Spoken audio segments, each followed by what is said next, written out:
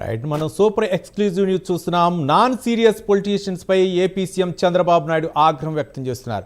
Party కార్యక్రమాల్లో నిర్లక్ష్యం చేస్తే సీటు చిరిగిపోతుందంటూ మండిపడుతున్నారు. టీడీపీ అధినేత చంద్రబాబు సమీక్షా సమావేశాలను కొంతమంది ఎమ్మెల్యేలు లైట్గా తీసుకుంటున్నారు. ఇటీవల జరిగిన మహానాడుకు కూడా కొంతమంది ఎమ్మెల్యేలు అందుబాటులో లేకుండా పోయారు. మరికొంతమంది ఎమ్మెల్యేలు సంతకాలు చేసి వెళ్లిపోయారు. ఇంకొంతమంది ఎమ్మెల్యేలు పక్క రాష్ట్రాల్లో వ్యాపారాల్లో మునిగి తేలుతూ నియోజకవర్గంపై ఫోకస్ పెట్టడం లేదు.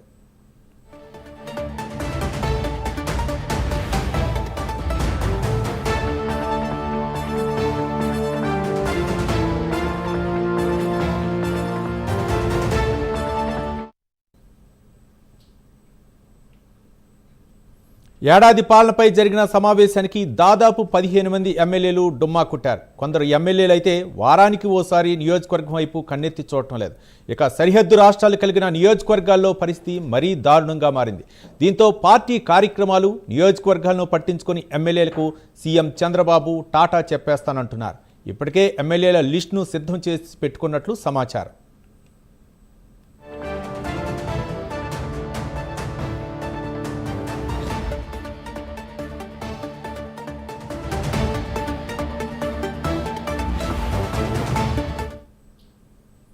మొత్తానికి AP CM Chandrababu Naidu non serious politicians పై అయితే మాత్రం ఉక్కుపాదం మోపే అవకాశం ఉన్నట్లు తెలుస్తుంది. ఇక వాళ్ళకి టాటా చెప్పే అవకాశాలు ఎక్కువగా ఉన్నాయి.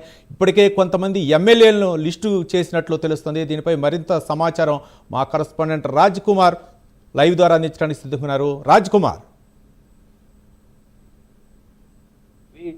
ఏదైతే ఆంధ్రప్రదేశ్ ముఖ్యమంత్రి చంద్రబాబు ప్రత్యేకంగా నిన్న ఆ పార్టీ ఎమ్మెల్యేలతో ఒక సమావేశం నిర్వహించారు. ఈ సమావేశంలో చాలా క్రియాశీలకమైనటువంటి అంశాలను ప్రధానంగా చంద్రబాబు ఎమ్మెల్యేలకు దిశానిర్దేశం చేసినటువంటి పరిస్థితి ఉంది. ఏదైతే ముఖ్యంగా కూటమి ప్రభుత్వం అధికారంలోకి వచ్చి సంవత్సర కాల పరిపాలన కూడా పూర్తయినటువంటి నేపథ్యంలో సుపరిపాలనకు తొలి అడుగు అని ఇప్పటికే రాష్ట్ర ప్రభుత్వం ప్రత్యేకమైనటువంటి ఒక కార్యక్రమాన్ని తీసుకుంది. ఈ కార్యక్రమంలో ఈ సంవత్సర కాలంలో కూటమి ప్రభుత్వం చేసినటువంటి అభివృద్ధి సంక్షేమ కార్యక్రమాలు ఏ విధంగా ఉన్నాయనేటువంటి అంశాలపైన ప్రధానంగా ఈ ఎమ్మెల్యేలతో ప్రధానంగా చర్చించారు. ఇప్పటికే నియోజకవర్గంలో ఎమ్మెల్యేల పరిస్థితి పనితీరు ఏ విధంగా ఉన్నాయనే దానిపైన కూడా ప్రధానంగా సీఎం చంద్రబాబు ఆ ఎమ్మెల్యేలతో చర్చించడం జరిగింది. ఇప్పటికే మహానాడు కావచ్చు, ఇతర కార్యక్రమాలకు ఏదైతే పార్టీ ఆదేశించినటువంటి కార్యక్రమాలు ఎవరైతే కొంతమంది ఎమ్మెల్యేలు పట్టించుకోవట్లేదో ఇప్పటికే ఆ ఎమ్మెల్యేల లిస్ట్ ను చంద్రబాబు సిద్ధం చేసినట్లు కూడా తెలుస్తుంది.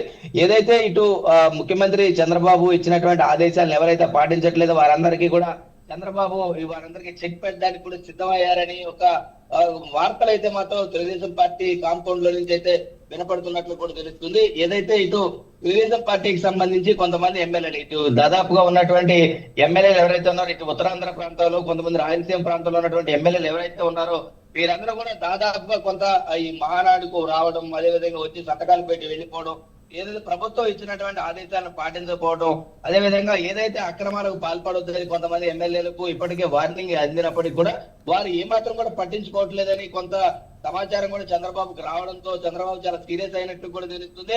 ఏదైతే ఇటు లోకేష్ కూడా వారందరినీ కూడా కొంత వార్న్ చేస్తున్నట్లు కూడా తెలుస్తుంది.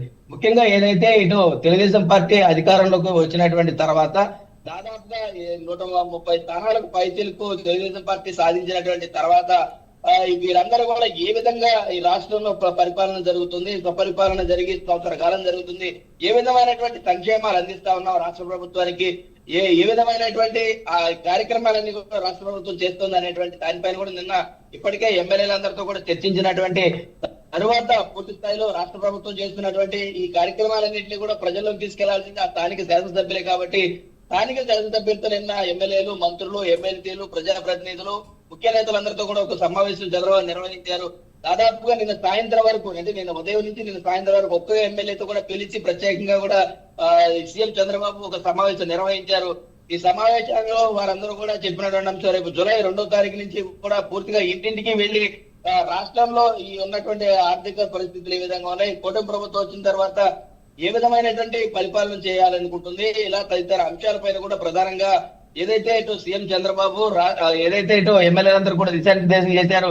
అదే విధంగా ఇప్పటి నుంచి అంటే రేపు ఆగస్టు 15 నుంచి కూడా ఉచిత బస్సు ప్రయాణం ఏదైతే మహిళలకు ఇస్తామని కూటమి ప్రభుత్వం హామీ ఇచ్చిందో ఆ హామీని కూడా నెరవేర్చడానికి కూటమి ప్రభుత్వం సిద్ధమైంది. అందులో భాగంగానే ఇప్పటికే దానికి అన్ని రకాలుగా కూడా ఏర్పాట్లన్నీ కూడా పూర్తవుతాయి. ఇలా అనేక రకాలైనటువంటి కార్యక్రమాలు కూటమి ప్రభుత్వం అధికారంలోకి వచ్చినటువంటి తర్వాత చేస్తానని ఏవైతే హామీలు ఇచ్చిందో ఆ హామీలన్నింటి కోసం కూడా ఇప్పటికే సిద్ధమైంది కాబట్టి వాటన్నింటినీ కూడా ప్రజల్లోకి తీసుకెళ్లి మళ్ళీ ఏదైతే కూడా రాష్ట్రానికి Right. చేస్తున్నటువంటి మంచి కార్యక్రమాలు ఏవైతే ఉన్నాయో వాటన్నింటినీ కూడా ప్రజలకు తీసుకెళ్లాల్సిన అవసరం ఉంది కాబట్టి ఎమ్మెల్యేల పనితీరు ఇప్పటికైనా మెరుగుపరచకపోతే ఇబ్బందికర పరిస్థితులు ఎదుర్కోవాల్సినటువంటి పరిస్థితి వస్తుందని ఎమ్మెల్యేలకు చాలా సీరియస్ గా వార్నింగ్ ఇచ్చినట్టయితే తెలుస్తుంది కాబట్టి ఇక మీదటైనా సరే మీరందరూ కూడా నియోజకవర్గాలకు వెళ్ళి ఒక వీకెండ్ పొలిటీషియన్లకు కాకుండా పూర్తి స్థాయిలో ప్రజలకు అందుబాటులో ఉండి వారికి సేవ చేయాలనే ఒక నిర్ణయంతో పనిచేయాలనేటువంటి ఈ విధానంతో చంద్రబాబు ముందుకెళ్లాలని వారందరూ కూడా సూచించినటువంటి పరిస్థితిగా ఉన్నట్టు తెలుస్తుంది కానీ ఎవరైతే Right. గైర్హాజరయ్యారో అదేవిధంగా ఎవరైతే అందుబాటులో ఉన్నారో వారందరికీ కూడా వార్న్ చేసేటువంటి అవకాశం కనపడుతుంది Ravi. Right, thank you Raj Kumar.